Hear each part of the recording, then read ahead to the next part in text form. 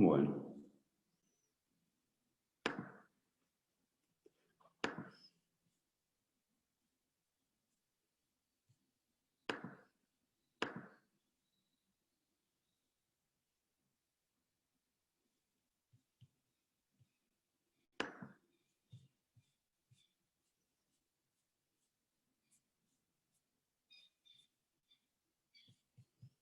Perfecto. Buen día a todos. Vamos a continuar con la bolilla número 3. Ahí se me va el video. Ahí está. Vamos a continuar con la bolilla número 3.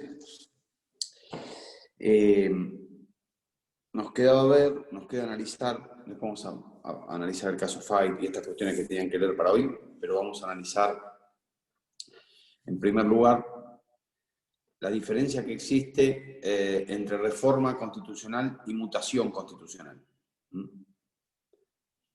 Ya vimos la diferencia entre constitución formal y constitución material, vimos la diferencia entre legalidad y legitimidad, vimos la diferencia entre validez y vigencia, y con esos conceptos entonces vamos a analizar la diferencia que existe entre reforma constitucional y mutación constitucional. Cuando hablamos de una reforma constitucional, que ya lo analizamos y ya vimos el artículo 30, nos estamos refiriendo a una modificación o a un cambio que se produce en la Constitución formal, ¿sí? En el texto de la Constitución formal, en la Constitución codificada, la conocemos como codificada, se me cayó.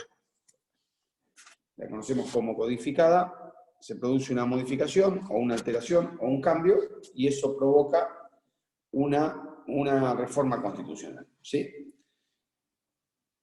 Por el contrario, cuando hablamos de mutación constitucional, hablamos de los cambios o modificaciones que se provocan o se producen en la Constitución material, pero que no afectan la Constitución formal. No afectan la Constitución formal. Ahora vamos a ver algún ejemplo. Hay 3 casos que la doctrina mayoritariamente reconoce como de mutaciones constitucionales, o 3 tipos de mutaciones que reconoce la doctrina. Uno es la mutación por adición, ¿sí? Adición, no adicción, adición, como concepto de suma, ¿sí? O como sinónimo de suma. Otra es la mutación por sustracción. Y otra es, tal vez la más polémica de todas, la mutación por interpretación.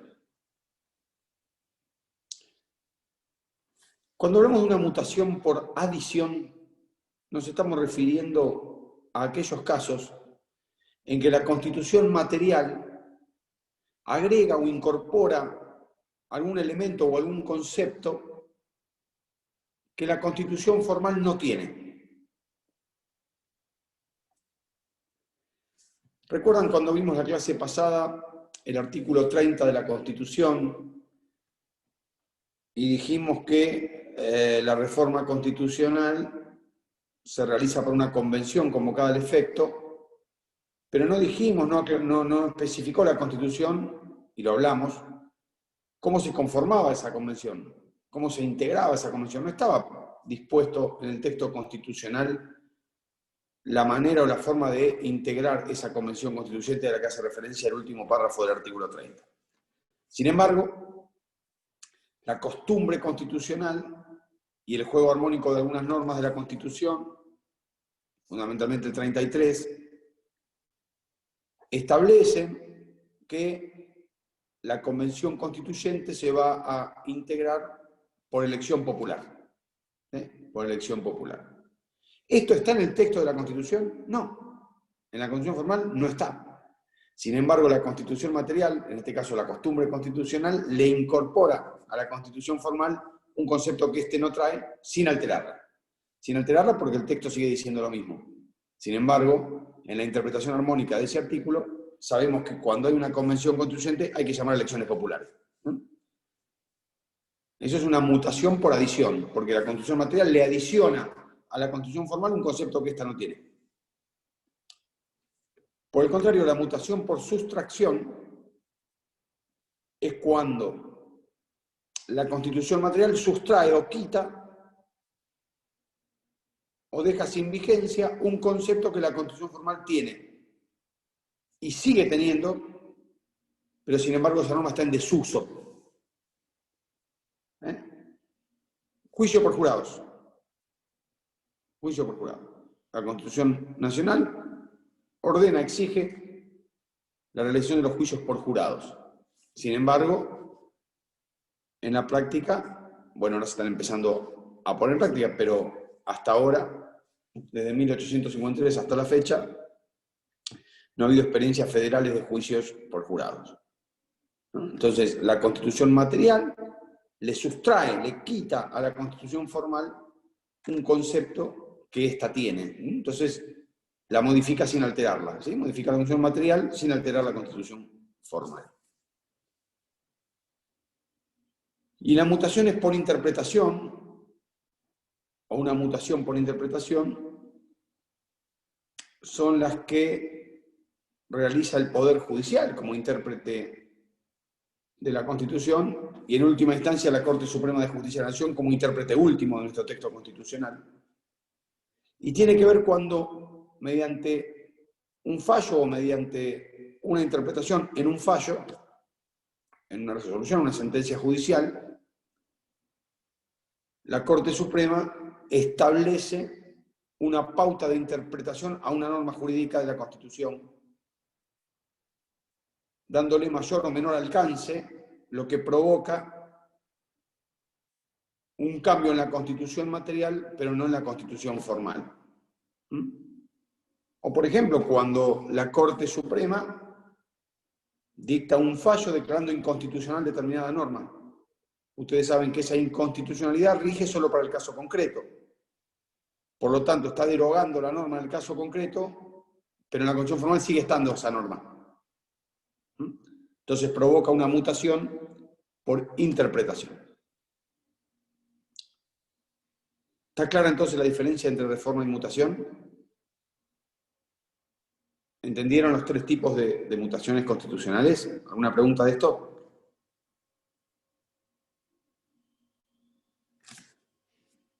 Muy bien. Vamos a pasar entonces a analizar un tema muy importante, diría fundamental, en la teoría constitucional, como es la superlegalidad constitucional y como es el control de constitucionalidad. ¿Cómo es el control de constitucionalidad?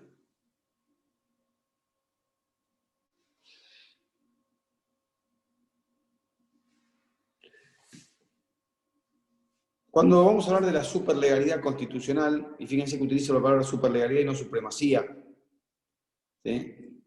Porque creo en esta teoría que empezaron Villar Campos y Morelo sobre la fuerza normativa de los derechos constitucionales. Los derechos constitucionales no son enunciativos, ¿no? Tienen fuerza normativa. Entonces, tienen un valor de superlegalidad porque están por encima del resto de la pirámide jurídica. Y lo define bien Quiroga Lavie, Humberto Quiroga Lavie, define bien para mí el concepto de superlegalidad cuando dice que la superlegalidad constitucional es la relación de mando y obediencia que existe entre la Constitución y el resto del ordenamiento jurídico. Establece este concepto castrense, pero que es bastante claro para entender lo que significa la supremacía.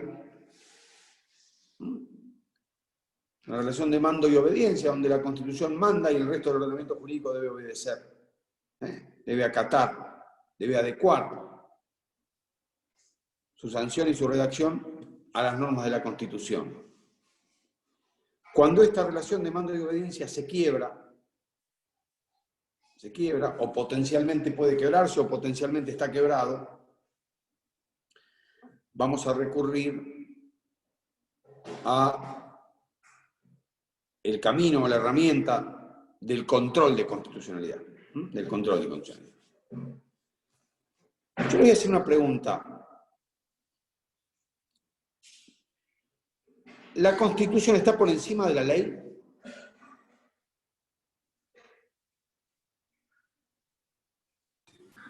No, la Constitución es la ley, ¿o no? La Ley de Defensa del Consumidor es una ley. No está en la Constitución. Claro, pero la rige. Corrijo la pregunta. ¿Cómo saben ustedes que la Constitución está por encima de la ley? ¿O que la Constitución tiene una relación de supremacía respecto de la ley? ¿La tiene? Es muy común escuchar que la Constitución es la ley suprema, que es la Carta Magna, que es la ley fundamental, todos conceptos que se utilizan para referir a la norma constitucional. Entonces, concretamente, ¿la Constitución establece relaciones entre ella y el resto de las normas? ¿Establece relaciones de supremacía la Constitución? ¿Establece, por ejemplo, respecto de la ley, una supremacía de la Constitución respecto de la ley?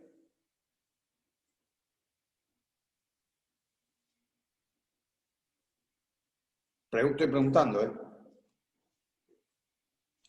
Establece las pautas para la sanción del resto de las leyes, y a partir de ellas que derivan el resto, o sea, a partir de la Constitución.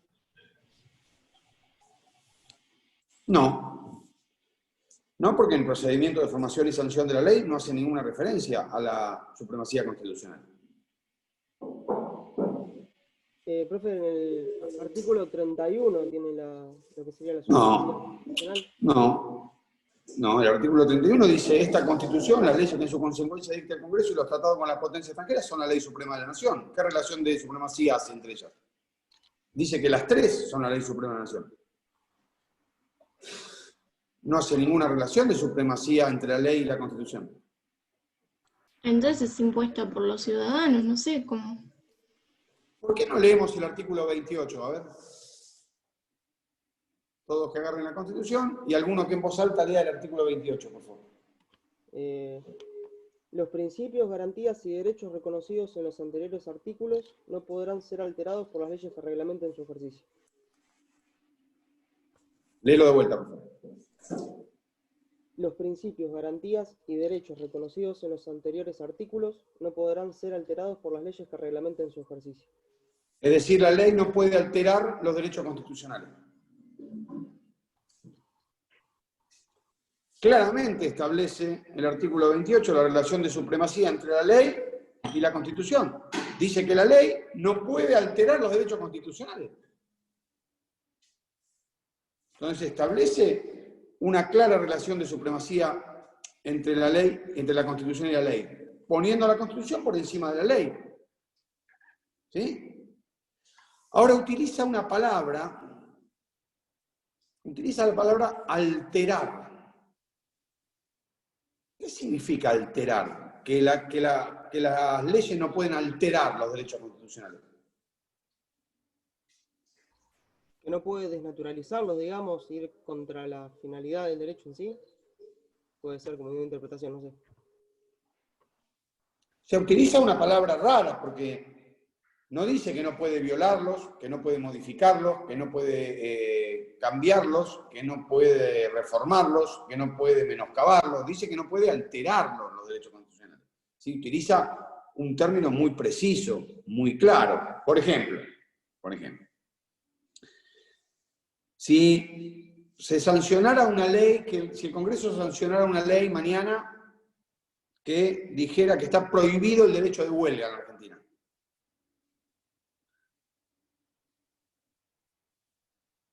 ¿Qué pasaría con esa ley?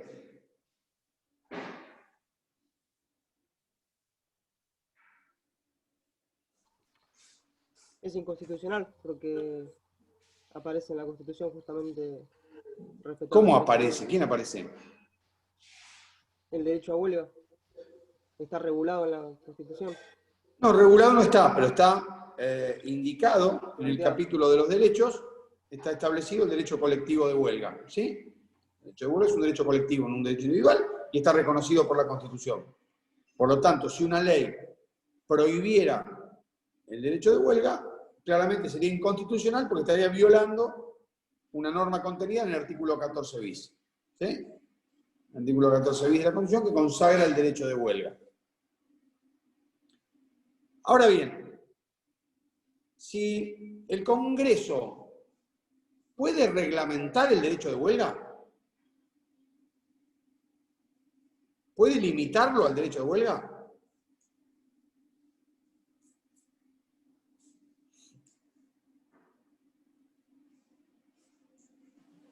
Si lo reglamenta, ¿no lo estaría alterando? Te pongo un ejemplo. No sé quién me contestó eso. Yo, Fiorella. Fiorella, te hago una pregunta. Si hacen una huelga los empleados de las empresas de gas, ¿te cortan el gas de tu casa? No.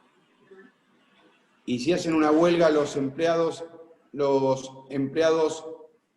médicos y enfermeros de los hospitales públicos de todo el país, y vos entrás con un infarto, ¿te atienden en el hospital?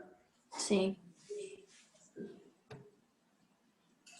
Porque el derecho de huelga, está reglamentado. Como el derecho de huelga, como ningún derecho es absoluto. Ningún derecho es absoluto.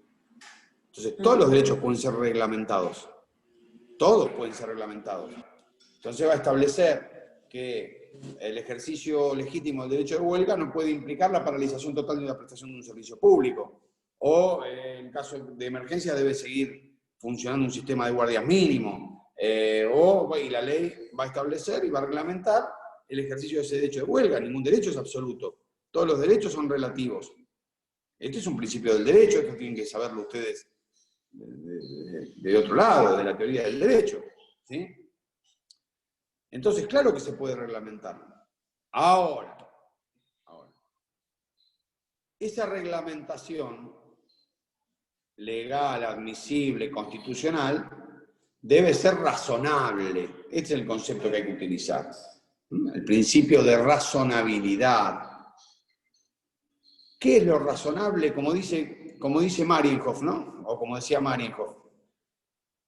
Lo razonable es lo contrario a lo arbitrario. Él dice, lo que no es razonable es arbitrario. Y la esencia de toda arbitrariedad es ser inconstitucional. Entonces, si el Congreso estableciera una ley que dijera, reglamentese en todo el territorio de la Nación el derecho de huelga, consagrado por el artículo 14 bis de la Constitución, el mismo podrá ser ejercido por todos los gremios los días martes y jueves de 4 a 5 de la mañana. ¿Esa ley prohíbe el derecho de huelga?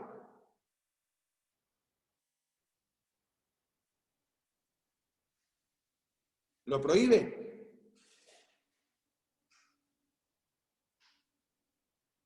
Uno que me conteste. No lo prohíbe. No, no lo prohíbe. No lo prohíbe. ¿Lo viola al derecho de huelga?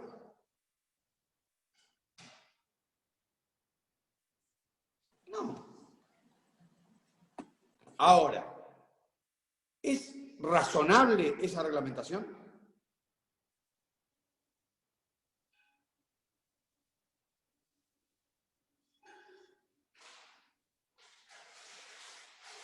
¿Es razonable que para ejercer el derecho de huelga te den 2 días, 1 hora por día? No es razonable. No es razonable. Es arbitrario. Por lo tanto, lo que está haciendo esa ley es alterando el derecho de huelga. No lo está ni violando, ni lo está negando, ni lo está contradiciendo, ni lo está eliminando, ni lo está derogando. Lo está alterando. Porque mediante una reglamentación legal, lo que está haciendo es reducirlo a la mínima expresión, ¿sí? De una manera sutil, de una manera arbitraria pero sutil, está haciendo que ese derecho quede sin espíritu, ese derecho quede prácticamente menoscabado de manera tal que sea imposible su ejercicio. Entonces, lo que está haciendo es alterándolo al derecho. No lo está ni derogando ni eliminando, lo está alterando a ese derecho. Ese es el concepto de alterar. Entonces, la interpretación del artículo 28 debería ser que las leyes que reglamenten el ejercicio de los derechos ni siquiera pueden alterarlo. Ni siquiera pueden alterarlo. Claro que no lo pueden violar, ni lo pueden contradecir, pero ni siquiera pueden alterarlo. Cualquier alteración a un derecho constitucional es inconstitucional. Ese sería el concepto del artículo 28, donde se establece claramente la relación de mando y obediencia entre la Constitución y la ley. El artículo 31, al que hacía referencia Adán,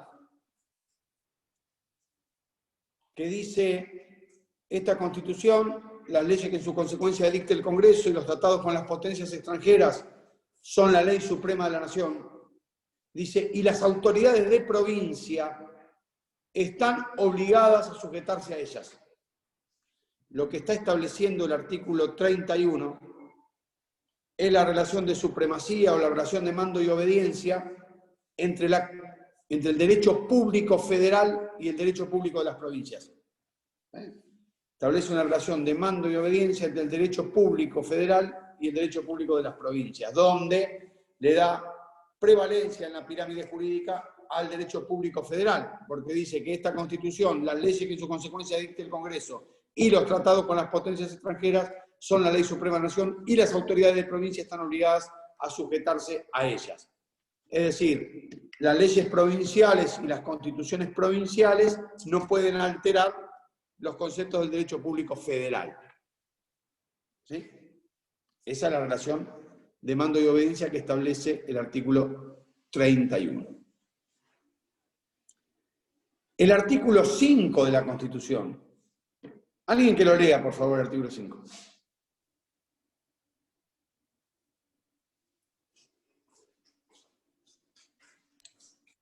Artículo 5. Cada provincia dictará por sí una constitución bajo el sistema representativo. Léelo lento para que lo entendamos todos. Dale. Okay. Artículo 5. Cada provincia dictará por sí una constitución Para sí. Una constitución bajo el sistema representativo republicano, de acuerdo con los principios, declaraciones y garantías de la Constitución Nacional, y que asegure su administración de justicia, su régimen municipal y la educación primaria. Bajo estas condiciones... ¿Bajo estas condiciones? En mi Constitución decía Dale. El gobierno federal garante a cada provincia el goce y ejercicio de sus instituciones. Entonces, el artículo 5 establece claramente la relación de mando y obediencia entre la Constitución Nacional y las constituciones de las provincias. ¿Sí? Donde dice que cada provincia dictará su constitución, pero de acuerdo a las declaraciones de derechos y garantías de la Constitución Federal. ¿Sí? Entonces, le establece una relación de mando y obediencia entre la Constitución Federal y las constituciones provinciales. Con absoluta claridad. Entonces, el 5 establece la relación entre la Constitución Federal y la Constitución Provincial. El 28 entre la ley nacional y la Constitución Nacional. El 31 entre el derecho público federal y el derecho público de las provincias. El 75, inciso 22, establece la relación entre la Constitución y los tratados internacionales. ¿Sí? Reconociendo o estableciendo o diferenciando dos clases de tratados internacionales. La Constitución diferencia los tratados internacionales de derechos humanos y los tratados internacionales de integración. Los tratados internacionales de derechos humanos tienen la misma jerarquía que la Constitución, los que están enumerados por el texto, y los que incorpore el Congreso con la mayoría absoluta, con las 2/3 partes de la totalidad de sus miembros. Esos van a tener la misma jerarquía que la Constitución. Los tratados internacionales de integración van a tener jerarquía supralegal, es decir, van a estar por encima de la ley, pero infraconstitucional, es decir, van a estar por debajo de la Constitución. Entonces, el artículo 75-22 establece la relación de mando y obediencia entre la Constitución y los tratados internacionales.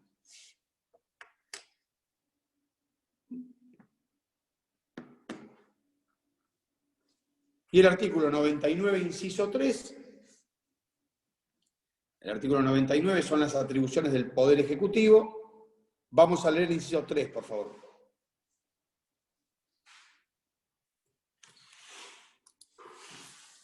Alguien que lo lea en voz alta.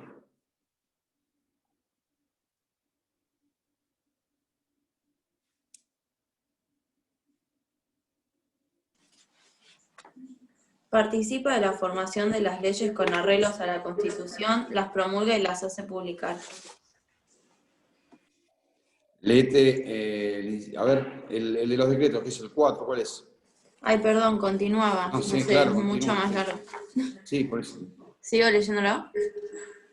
Obvio. Bueno, el Poder Ejecutivo no podrá en ningún caso, bajo penas de nulidad absoluta e insanable, emitir disposiciones de carácter legislativo.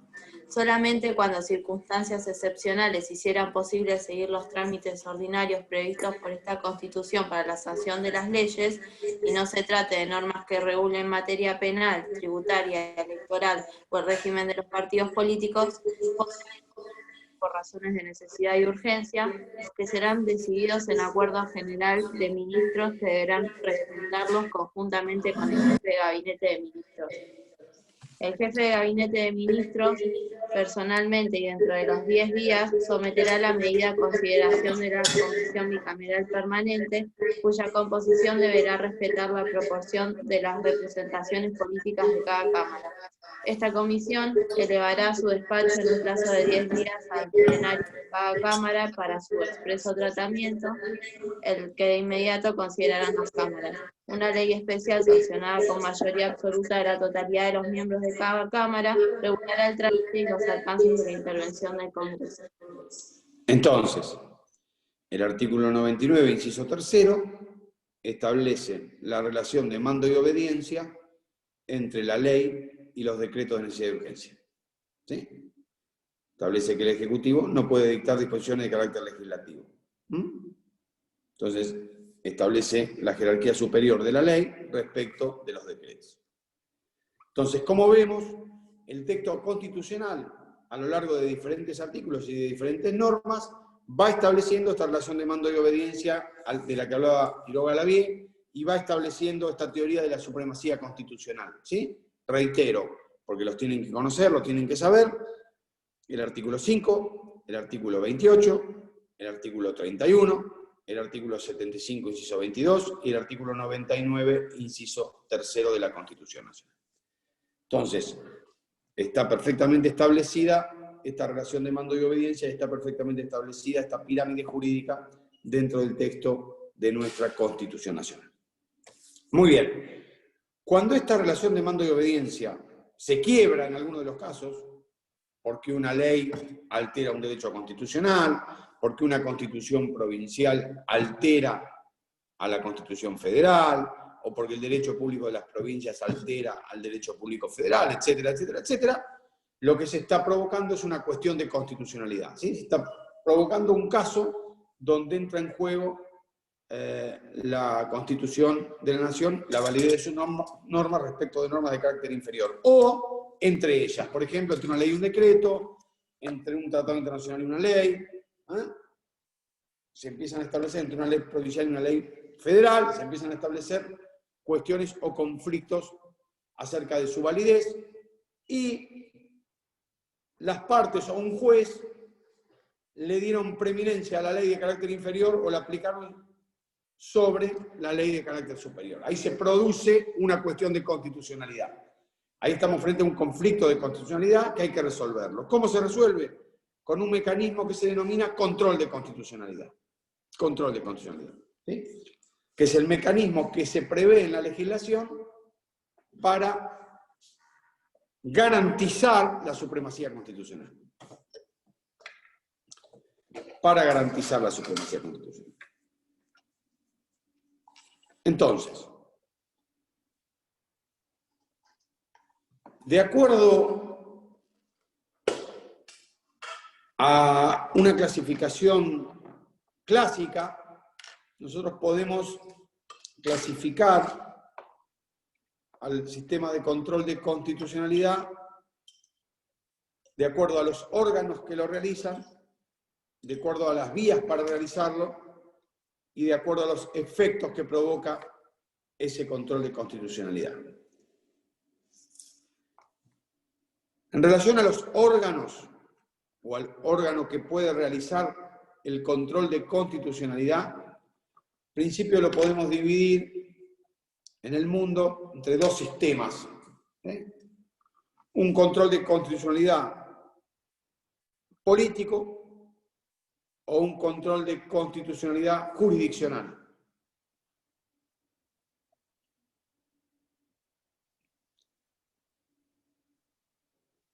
El control de constitucionalidad va a ser político cuando el órgano que determinado ordenamiento jurídico establezca para ejercer el control de constitucionalidad sea de composición política.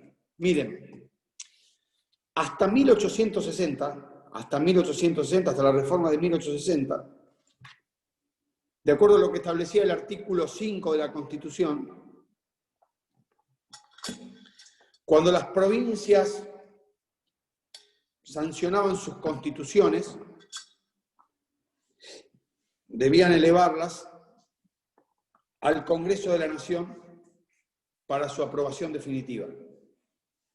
Es decir, era el Congreso de la Nación, la Cámara de Diputados y el Senado, quienes analizaban si la Constitución de la provincia cumplía o se adecuaba a las normas de la Constitución Federal. Es decir, que el control de constitucionalidad de las constituciones provinciales los hacía el Congreso de la Nación. Estábamos claramente frente a un control de tipo político, porque el Congreso es un órgano de naturaleza política.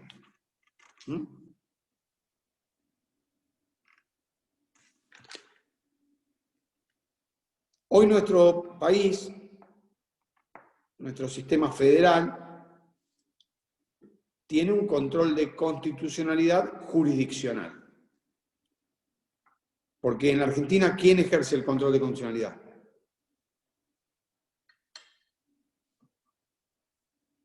¿Quién ejerce el control de quién garantiza la supremacía y el control de constitucionalidad en Argentina? Los jueces. El Poder Judicial. El Poder Judicial. ¿Sí? Vamos a leer, por favor, el artículo 116.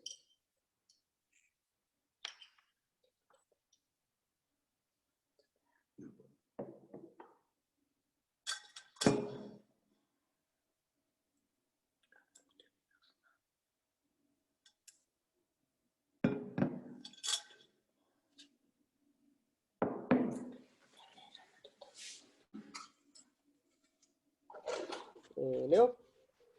Sí, cualquiera que sepa leer, que lea.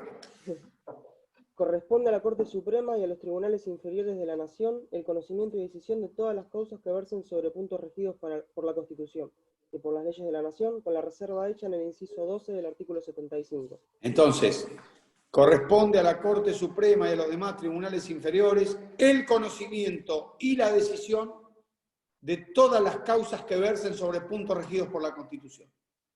Ahí establece claramente un sistema de control de constitucionalidad jurisdiccional, porque dice que esa atribución, esa función le corresponde a la Corte y a los demás tribunales inferiores. Entonces, nuestro sistema federal tiene en la actualidad un control de constitucionalidad de tipo jurisdiccional. ¿Sí? A su vez, ese control jurisdiccional en los sistemas que lo aplican en el mundo puede ser concentrado o puede ser difuso. Es concentrado el sistema jurisdiccional cuando dentro del Poder Judicial el ordenamiento jurídico prevea que un solo órgano es el encargado de pronunciarse sobre la cuestión de la validez de las normas constitucionales. O sea, un solo órgano dentro del Poder Judicial ejerce el control de constitucionalidad. Es el caso de los países que tienen tribunales constitucionales, ¿sí? Los cuales únicamente resuelven cuestiones constitucionales. No dictan sentencias de mérito, sino que dictan resoluciones vinculadas a la aplicación y validez de las normas que están en juego en un proceso. ¿Sí? Los tribunales constitucionales. Nuestro país, claramente, como lo dice el artículo 116, tiene un control de constitucionalidad de tipo difuso. No determina un solo órgano, porque dice que corresponde a la Corte Suprema y a los demás tribunales inferiores, a todos. Entonces, no está estableciendo un solo órgano para que ejerza el control, sino que está estableciendo varios órganos para que ejerzan el control de constitucionalidad. Siempre dentro del Poder Judicial, ¿no? Entonces, nuestro sistema federal es jurisdiccional difuso. Difuso. ¿Alguno de ustedes ya rindió elementos?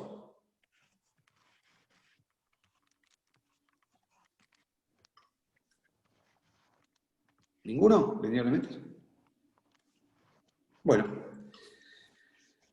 vamos a ver y vamos a explicar entonces respecto de las vías, ¿sí?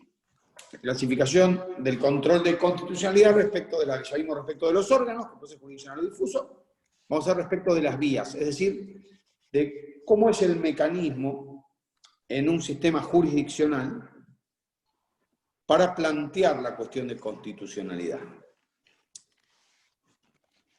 Tenemos que analizar si hay vías directas o si hay vías indirectas. Cuando en el derecho procesal hablamos de vías directas,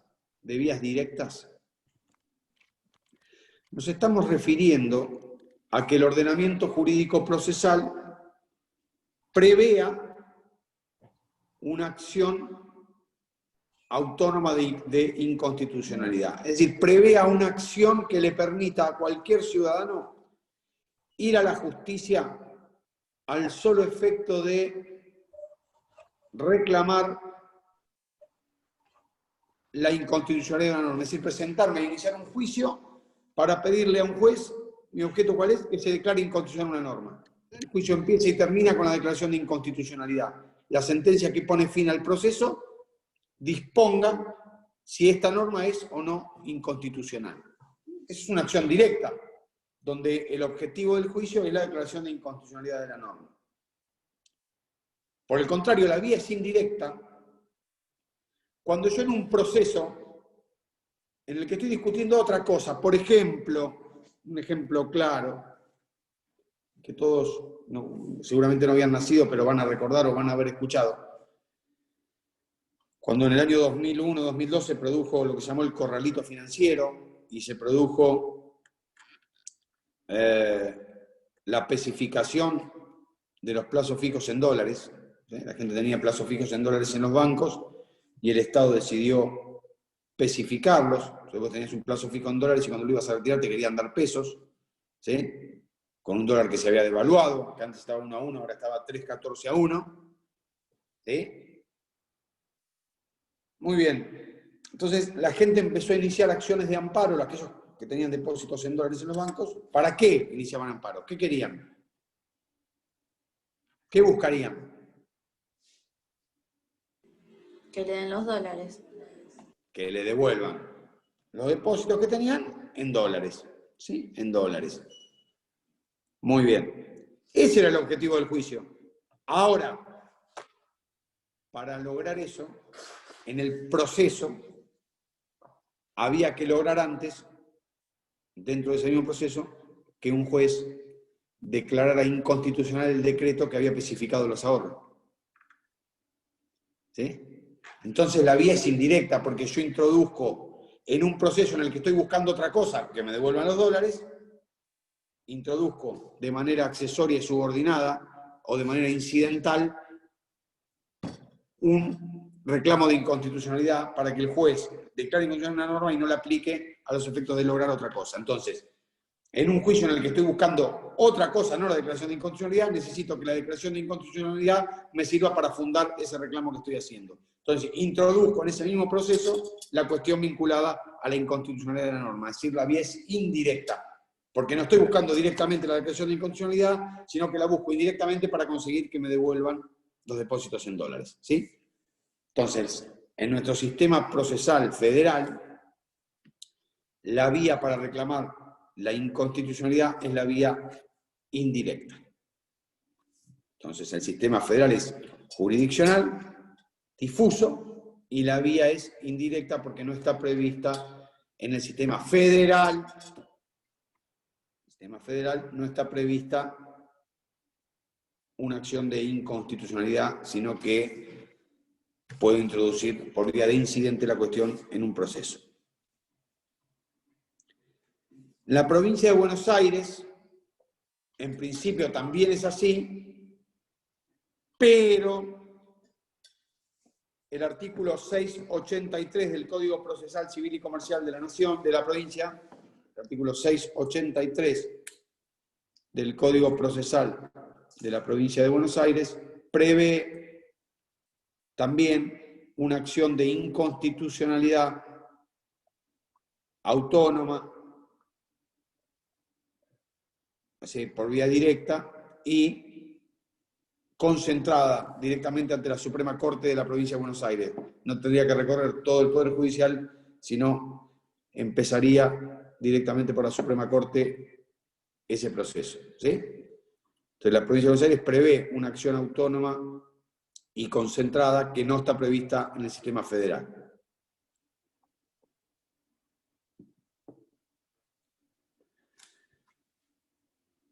Respecto del efecto que provoca la declaración de inconstitucionalidad, también encontramos dos sistemas. Encontramos un sistema en el cual, o sistemas en los cuales, la declaración de inconstitucionalidad provoca un efecto erga omnes, es decir, provoca un efecto derogatorio sobre la norma. Erga omnes significa frente a todos, ¿sí? Entonces, cuando un órgano jurisdiccional dicta la inconstitucionalidad de una norma, esa inconstitucionalidad rige para todos. No solamente para el caso concreto, sino para todos. Y por el contrario, tenemos el sistema que se utiliza en nuestro país, que es el del efecto inter partes. Es decir, la declaración de inconstitucionalidad de una norma deroga la norma en el caso concreto, perjudica o beneficia a quienes son parte en ese proceso y no a todos. ¿Sí? La declaración de inconstitucionalidad no deroga la norma, la deroga solo para quien lo reclamó.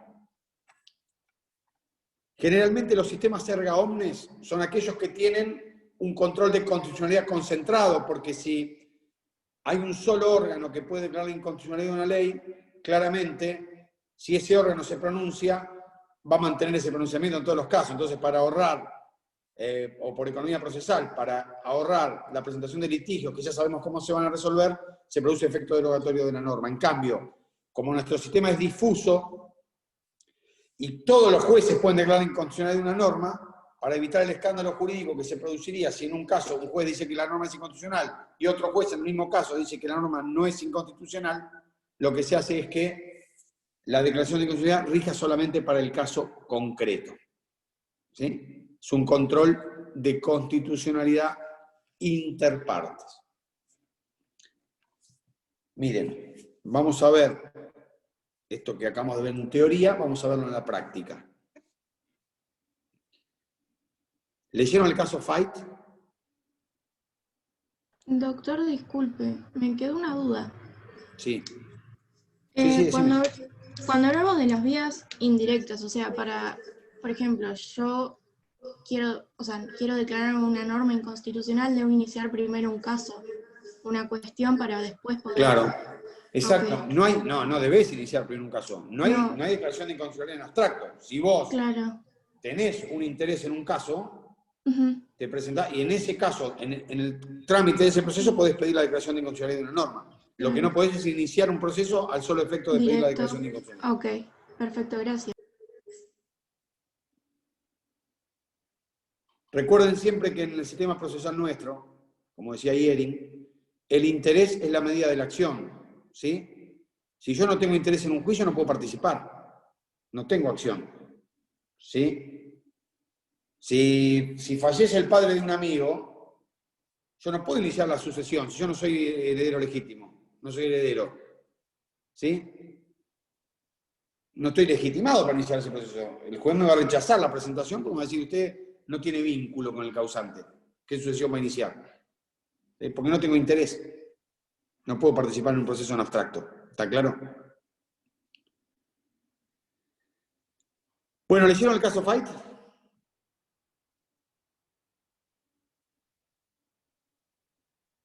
pueden hablar tranquilamente, ¿eh? Porque no escucho, si yo no escucho, si no me hablan. Imagínense si yo me quedara callado, lo que sería esto. ¿Leyeron el caso Fight?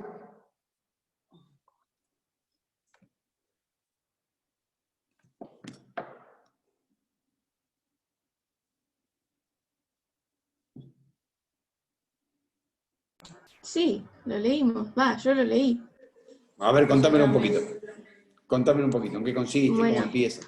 El caso Fight empieza que el juez de la Corte Suprema plantea que el artículo 99, inciso 4, Tercer párrafo.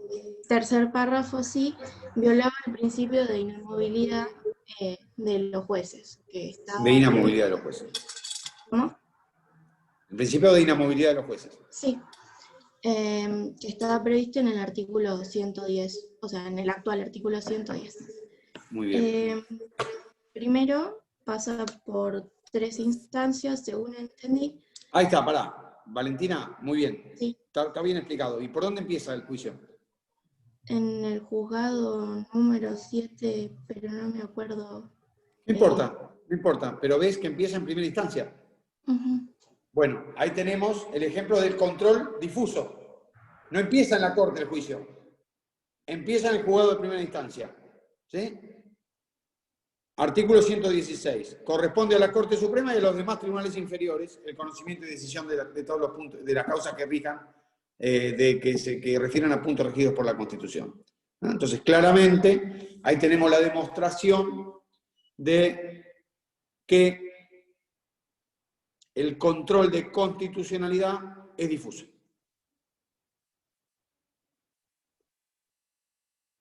¿Y qué quería Fay, Valentina? Lo que él quería es que no se viole este principio de inamovilidad de los jueces porque él ya tenía más de 75 años, que es lo que establecía el artículo, y él quería seguir permaneciendo en su cargo y no ser removido, podríamos decir, ¿no? Entonces, él lo que quería era que no tener que jubilarse, no tener que retirarse. Claro, entonces podríamos No decir... es que él quería que se dicte una sentencia solamente para declarar inconstitucional la ley. Él que quería quedarse en el cargo de juez. En el cargo. Entonces sería por vía indirecta, ¿o no? Exactamente. Entonces, el objetivo de Fay era quedarse. Era que después de los 75 años poder quedarse y seguir siendo juez de la Corte. Ahora, para lograr ese objetivo, dentro de ese proceso, necesitaba que el Poder Judicial declare inconstitucional la norma en la cual se fundaba esa restricción. Ahí tenés el ejemplo de vía indirecta. No inicia el juicio para declarar la inconstitucionalidad de la ley, sino que inicia un juicio para quedarse en el cargo y para lograr eso necesita que en ese proceso se declare inconstitucional una norma.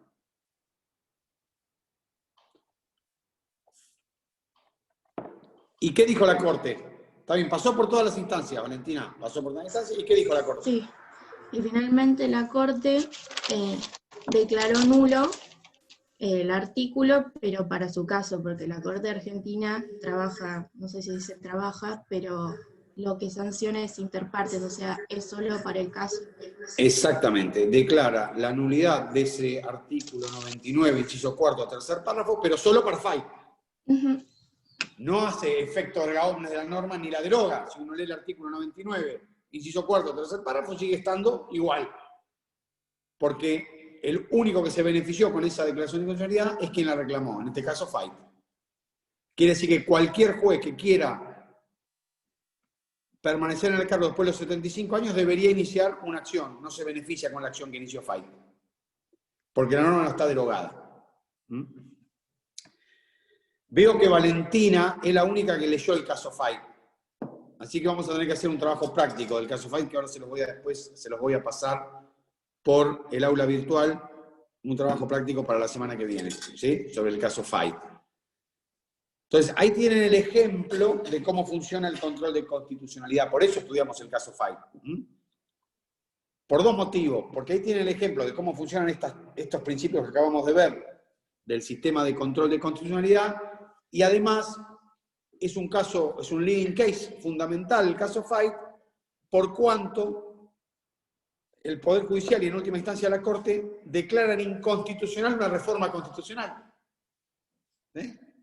Porque ese tercer párrafo del inciso cuarto del artículo 99 ha sido incorporado por la reforma del 94. Entonces después vamos a ver cuáles son los fundamentos que utilizó la Corte para declarar nulo ese artículo. ¿Entendieron el sistema de control de constitucionalidad? ¿Alguna pregunta de esto? ¿Quedó claro cómo funciona? Profe, Sí. a mí me quedó la duda del directo. Justo cuando lo estaba explicando se me cayó un vaso de agua en la computadora y fue un lío acá, no pude escucharlo. Bueno, ¿qué te quedó duda? No, básicamente, ¿qué es? Entendí el indirecto, pero no llegué a escuchar la aplicación del directo. Y el directo es exactamente lo inverso del indirecto. Es decir, cuando el ordenamiento procesal prevé una acción autónoma de inconstitucionalidad que te permita iniciar un juicio con el único objeto de declarar inconstitucional una norma. Perfecto. O sea, que tu demanda tenga que ver, que tu reclamo tenga que ver con la declaración de inconstitucionalidad. Una vez que el juez resuelve, se terminó el proceso. En cambio, en el indirecto, una vez que el juez resolvió la inconstitucionalidad, ahí pasa a resolver la cuestión de fondo. Claro. ¿Está claro? Por eso es indirecto. ¿Lo entendiste ahora, Dan? Sí, perfectamente. Gracias. No, por favor. ¿Alguna pregunta?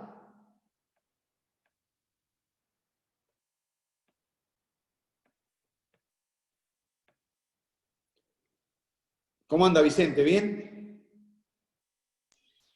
¿Cómo está? Un gusto. Igualmente. Ahora le decía a su tío que hoy cursó. Dale.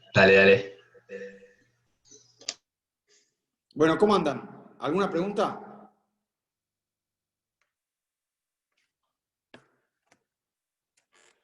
Bueno, nos vemos el viernes que viene. Yo ahora les voy a subir un práctico en el aula virtual, que es para el viernes que viene. Así leen el caso y lean la Constitución. Muchachos, agarren la Constitución y empiecen a leerla. Es cortita. Empiecen a manejarla. Nos vemos el viernes que viene. Hasta luego. Buen fin de semana. Chao, igualmente. Chao, profe. Buen fin de semana. Chao.